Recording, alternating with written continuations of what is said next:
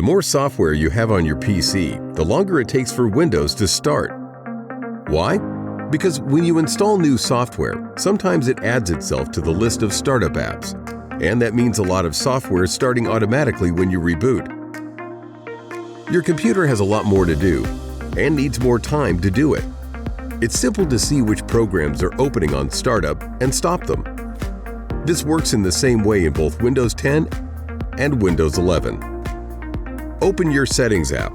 There are lots of ways to do this.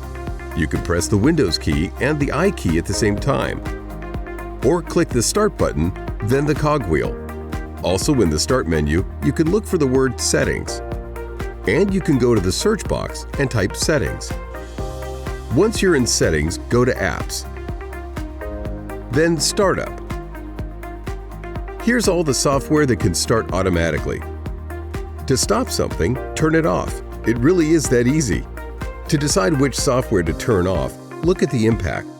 Disabling the medium and high impact software will have the greatest effect on speeding up your computer at startup.